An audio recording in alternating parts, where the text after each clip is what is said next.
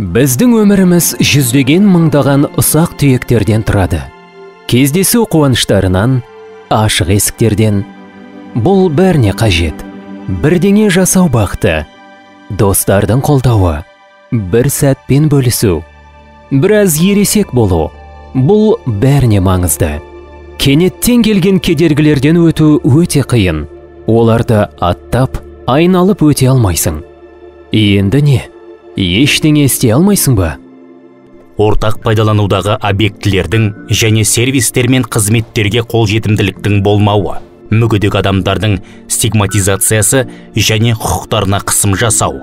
Бұл мемлекеттің, қорлардың немесе олардың өздерінің проблемасы емес, бұл барлық қазақстандықтардың проблемасы. Волонтерлар барған 21 мың қоғамдық нысандардың тек 6 мыңы мүгедек адамдар үшін қолжетімді. Қолжетімді Қазақстан бұл кез келген адам жеке және мемлекеттік нысандардың қолжетімділігін тексере алатын веб-сайт пен қосымша. ЮНИСЕФ қолдауымен бұл платформа бизнес пен үкіметке өз нысандарын мүмкіндіктері шектеулі адамдар мен балалы отбасылар үшін бейімдеуге көмектеседі. Қазақстанда танылған алғашқы цифрлық қоғамдық игілік бола отырып, қолжетімді Қазақстан ойлары бір адамдардың басын қосып, кедергісіз өмірді шынайы етеді. Мен өз пікірімді және эмоцияларымды білдіруден ұялатынмын. Мен өзіме сенімді және жақсы достар табатыныма сенімді емес едім. Бірақ қазір бәрі өзгерді. Мен керемет колледжде оқимын, сабаққа барамын, жақсы және адал достарыммен көңіл көтеремін.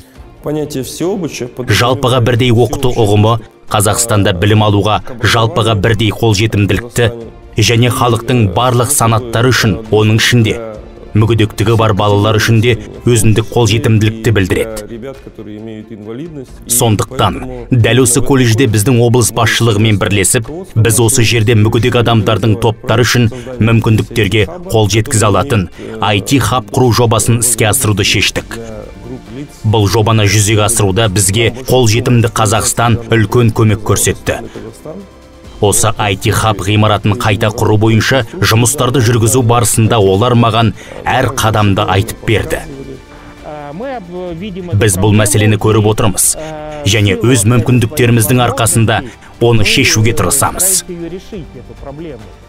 Ол бізге қоғамның лайықты мүшесі болуға көмектеседі. Қиындықсыз өмір жоқ, бірақ кедергісіз өмір бәріміз үшін болу керек. Және болады. Баршаға қолжетімді Қазақстан.